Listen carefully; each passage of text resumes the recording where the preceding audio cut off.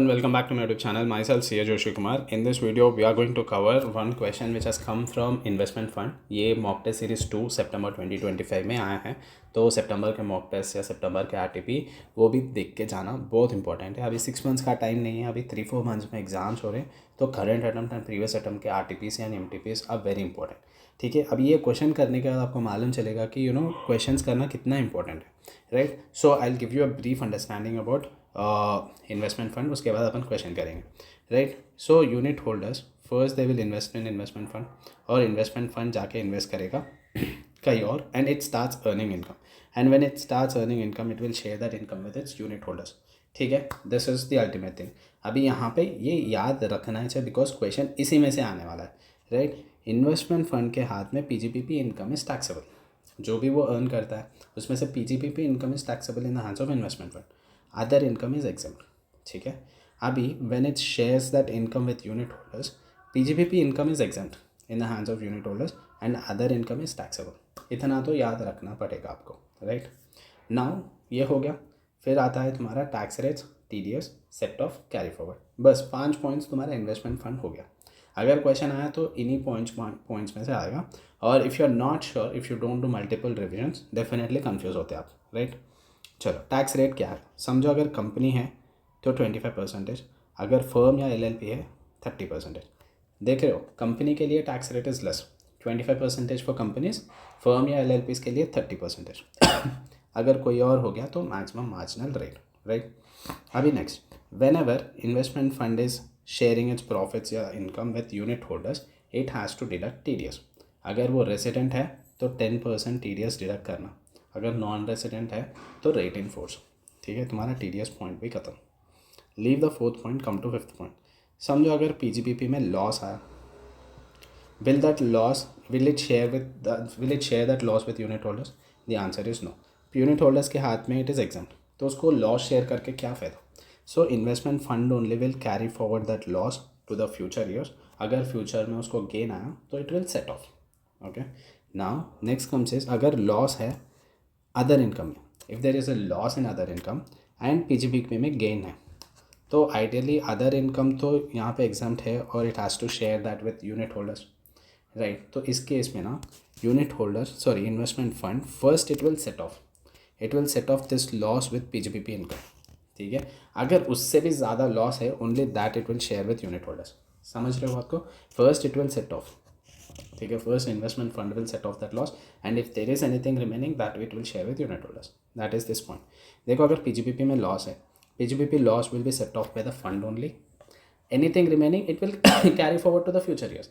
PGPP का question इच नहीं है यूनिट होल्डर्स को देने का, देता ही नहीं. It will only set off and it will only carry forward.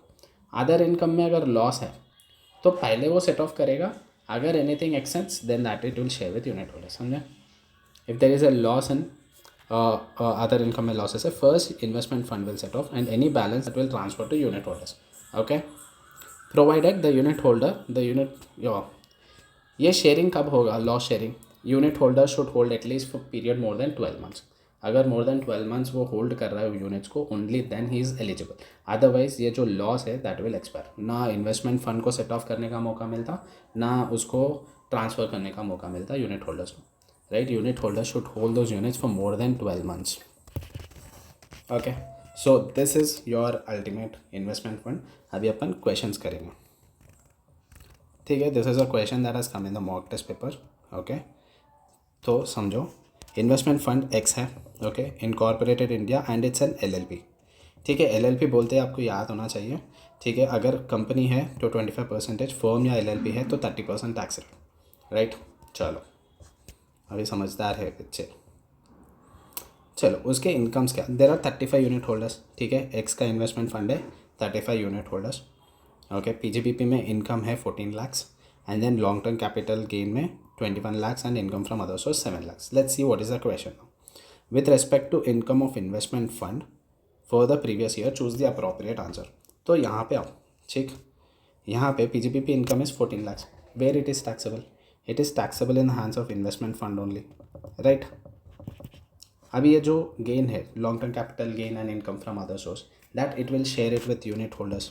ये जाएगा यूनिट होल्डर्स के पास. Okay, how many unit holders are there? 35.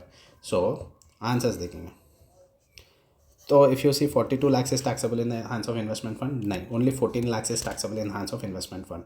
तो यहाँ पे देखें तो if you see this 14 lakhs is taxable in the hands of investment fund, this is matching. अभी 80 lakhs is taxable in the hands of each unit holder. So here if you see there is a total of 28 lakhs. इन दोनों को मिलाए तो कितना आ रहा है? 28 lakhs, right. Now if you divide 28 lakhs divided by 35 unit holders है, एक यूनिट होल्डर को कितना आ रहा है? 80,000. Now see if that option is there. See 80,000. 80,000 is taxable in the hands of each unit holder. The answer is D. Perfect. So let's see the next question. What is the applicable tax rate for the component of investment fund X? Tax rate की बात कर रहे हैं 24 in the hands of investment fund. We have already seen, no? See, investment fund is what? Here it is an LLP. LLP के लिए ज़्यादा tax rate, 30% tax rate plus 4% excess. We have seen that. Now see if that is there in the. देखो, business income is investment fund के हाथ में only 14 lakhs is taxable, no? See, only 14 lakhs is taxable in the hands of investment fund. At what rate it is taxable? 30%. Answer is D again. Okay. चलो, with respect to investment fund Y, let's study investment fund Y क्या बोल रहा है. Okay. तो another investment fund, if you see another investment fund Y incorporated in India in the form of a company. This investment fund is a company. Tax rate कितना company का? 25%. And it has a 50 unit holders. ठीक है. Investment fund Y है, उसके पास 50 unit holders है. Okay, each holding 4 units. All unit holders held the units for more than a year. ठीक है, यहाँ पे दिया देखो, it is holding all the unit holders holding for more than 12 months. ठीक है, they are eligible to share the losses. Okay, तो यहाँ पे particular income of investment fund previous year 24-25 में there is a loss 10 lakhs. PGBP में 10 lakhs loss है. Long term capital loss of 20 lakhs. Then and then there is an income from other source 6 lakhs. Check. Now how you are going to answer this question, like with respect to income of investment fund by for previous year 25-25, choose the most appropriate answer. अब यहाँ पे अपन calculate करेंगे. ठीक है, ये जो 10 lakhs है loss है, ये जो 10 lakhs लॉस है, investment fund only will carry forward to the future years, right, because it's a PGBP income और लॉस. वो इन्वेस्टमेंट फंडेज कैरी फॉरवर्ड या सेट ऑफ करेगा. Perfect. Long term capital gain is an other income. ठीक है, this it will go to unit holders. अभी income from other source 6, again this will go to unit holders. But एक catch है यहाँ पे, देखिए यहाँ पे income from other source 6 lakhs profit है और तुम्हारा पीजीबीपी में 10 lakhs लॉस है. तो before sharing this to unit holders, first investment fund set off करेगा ये दोनों को. समझ रहे हो बात को? First investment fund will set off. See, I will show you the notes. First investment fund will set off and balance any that will be transfer to unit holder. समझे? तो यहाँ पे देखें तो ना, investment fund will set off 10 - 6, 4 lakhs loss है. ठीक है, अब ये 6 हो गया, 6 is been set off, there is no 6 profit, only 20 lakhs है.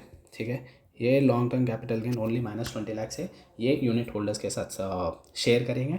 और ये जो 4 lakhs है loss, that we will carry forward to the future years. समझे बात को? Now you see the options. ठीक है, so here you see income of 6 lakhs from other source will be taxable in hands of investment fund and losses 30 lakhs can be forwarded to the. वो answer ही गलत है. ठीक है, income from other source इसके हाथ में taxable होता नहीं. ये दो चीज़ will not be taxable in the hands of investment fund only. This two will be transfer to unit holders. But यहाँ पे प्रॉफिट है, यहाँ पे लॉस है, तो पहले इन्वेस्टमेंट फंड सेट ऑफ करेगा. तो ये जो 4 lakhs पीजीबीपी का लॉस बच गया ना, that it will carry forward to future years. तो PGBP will carry forward 4 lakhs to the future years and दस 20 lakhs it will share with unit holders. कितने यूनिट होल्डर्स है? 50. Now if you divide 20 lakhs divided by 50, it comes to 40,000. Now see if that option is there. देखो यहाँ दोनों cases में है. ठीक है, business loss 4 lakhs will be carried forward by the investment fund. Correct. ये देखो 4 lakhs will be carry forward by the investment fund और बाकी का 20 lakhs जो है we have answered it, we got 40,000, right. So capital loss of 40 lakhs will be carry forward by each unit holder. This is correct. ठीक है, यहाँ पे देखें तो वो सेट ऑफ नहीं करा. ये 10 lakhs को इन्वेस्टमेंट फंड कैरी फॉरवर्ड कर रहा है, बट 10 lakhs इन्वेस्टमेंट फंड पर कैरी फॉरवर्ड नहीं करता because there is a profit of 6 lakhs. पहले ये सेट ऑफ करेगा. ठीक है, that's why answer D is wrong. तो answer C is correct for you.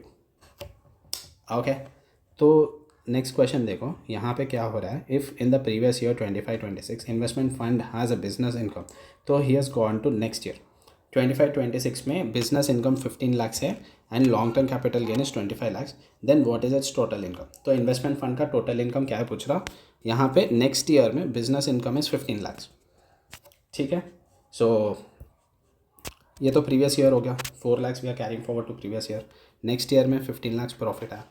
Okay, now you will set off that 4 lakhs, previous year का जो loss आया वो सेट ऑफ करेगा, तो आंसर कितना आएगा तेरे को, 11 lakhs। 11 lakhs will be total income of investment fund.